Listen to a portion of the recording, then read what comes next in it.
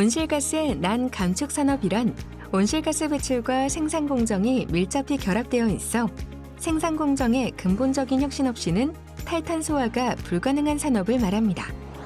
예를 들어 철강, 석유화학, 시멘트 등과 같은 것이 대표적인 난감축 업종이라고 할 수 있습니다. 온실가스 난감축 산업의 탈탄소 이행을 돕기 위해서는 다양한 정책 수단들을 사용할 수 있습니다. 우선 안정적인 탈탄소 연료, 원료 공급 체계 구축, 저탄소 기술 개발 및 실증 지원과 같은 기반 인프라를 지원하는 정책 수단이 있습니다.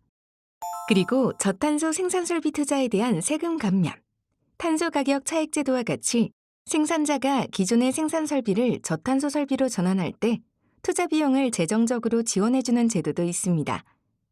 특히 최근에는 감축 비용이 탄소 가격보다 높을 경우 탄소 가격과 감축 비용의 차이를 보조해주는 탄소 차익 계약 제도가 생산자를 지원하는 정책 수단으로 주목받고 있습니다. 한편 그린 제품 구매를 의무화하거나 그린 제품 구매 시 인센티브를 제공하는 제도와 같은 소비자들을 대상으로 하는 정책 수단들도 있습니다. 이처럼 다양한 정책 수단들 중에서 철강, 석유화학처럼 생산 공정과 온실가스 배출이 밀접히 결합되어 온실가스를 줄이기 어려운 난감축 산업을 탈탄소화하는데 어떤 정책 수단이 효과적일까요?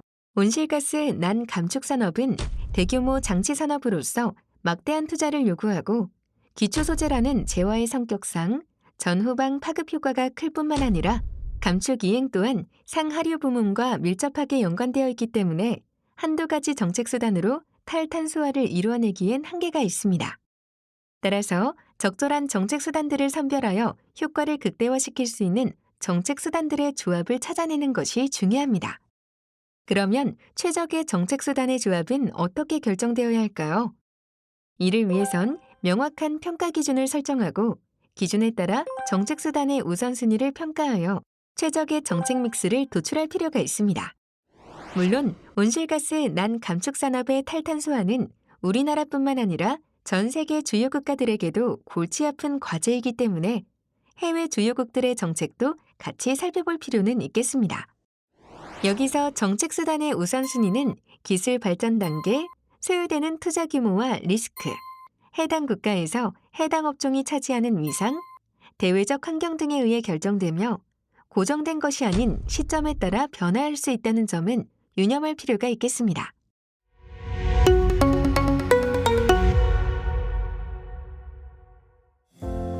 철강, 석유화학과 같은 국내 온실가스 난감축 산업의 탈탄소화를 위해 효과적인 정책 조합을 찾기 위해 산하견 전문가 22인을 대상으로 설문조사를 실시하고 계층화 분석법을 이용해 정책 우선순위를 도출해 보았습니다. 여기서는 대표적인 12가지 정책 수단들에 대해 계층별로 구조화된 평가 기준으로 우선순위를 평가하였습니다. 참고로 여기서 열거된 12가지 주요 정책 수단들은 EU나 독일 등 해외 주요국에서 난감축 산업의 탈탄소화를 위해 고려하고 있는 정책 수단들을 모두 포함하고 있습니다. 정책 대안의 평가 기준은 총 2개의 계층으로 구조화되며 제일 상위 단계인 1계층 단계에서는 효과성, 적합성, 효율성을 기준으로 정책 수단을 평가하였습니다. 효과성은 정책 수단들이 온실가스 감축 목표 달성에 기여하는 정도를 의미하며 효과성은 다시 기반 구축형, 생산자 주도형, 수요 견인형으로 하위 기준을 설정하였습니다. 적합성은 정책 방향의 설정이 타당한지를 평가하며 하위 기준으로 자발적 참여형, 유인 제공형, 명령 통제형으로 설정합니다. 끝으로 효율성은 정책 수단의 사회적 효율성 달성 정도를 나타내며 하위 기준으로 환경 중심형, 경쟁력 확보형을 설정하였습니다. 전문가를 대상으로 한 난감축 산업의 탈탄소 지원 정책의 계층화 분석 결과에 따르면 1계층 중요도에서 효과성, 효율성, 적합성의 순으로 나타났습니다. 2계층 중요도에서는 기반 구축형, 유인 제공형, 경쟁력 확보형이 중요도가 높게 분석되었습니다.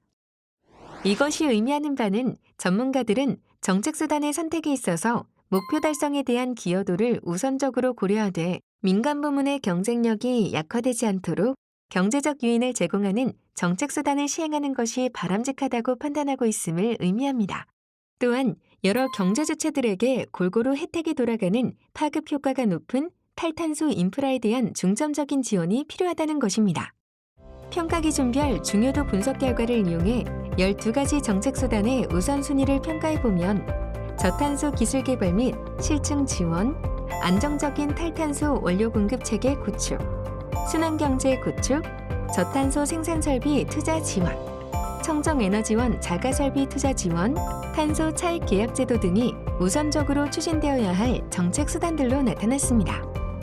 이로부터 저탄소 기술 확보 및 그린 수소, 청정에너지, 순환 가능 자원과 같은 연료, 원료의 안정적인 공급을 우선시해야 한다는 결론을 얻을 수 있습니다. 또한 막대한 초기 투자 비용이 소요되는 생산 설비 전환을 위해 적절한 재정 지원이 필요하며 그러한 지원의 한 방식으로서 탄소 차익 계약 제도의 도입을 검토할 필요가 있습니다.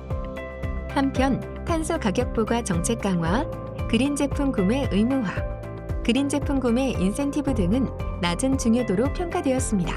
이로부터 다수의 전문가들이 엄격한 환경 친화 정책으로 인해 업계의 비용 경쟁력이 약화되는 것을 우려하고 있음을 알 수 있습니다. 이상의 계층화 분석 결과로부터 탈탄소 이행을 위한 기반 구축과 생산 공정의 탈탄소화에 우선적으로 자원을 집중하는 것이 바람직할 것으로 판단됩니다.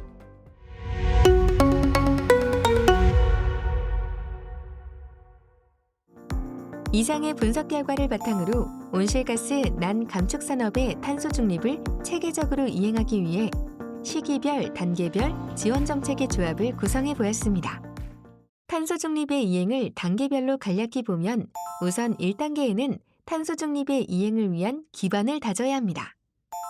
2단계에는 재정적 지원 등을 통해 저탄소 생산 설비 전환을 유도하면서 저탄소 제품에 대한 수요 창출을 통하여 탄소 중립 소재 제품이 시장에 정착하도록 지원해야 합니다.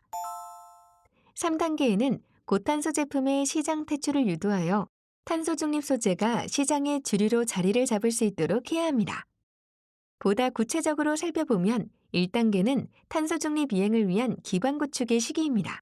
1단계에서는 난감축 산업의 탄소 중립 이행을 위해 청정 연료, 원료의 공급 인프라 및 순환 경제 기반을 구축하면서 혁신적인 탈탄소 기술에 집중적으로 투자해야 합니다. 이때 지원 방식은 탄소 차익 계약제 등을 활용할 필요가 있습니다. 2단계는 상용화 가능한 저탄소 기술이 적용된 생산 설비에 대한 투자 지원과 함께 소비자 대상의 정책 수단을 통해 탄소 중립 소재의 초기 시장 형성을 촉진하는 시기입니다.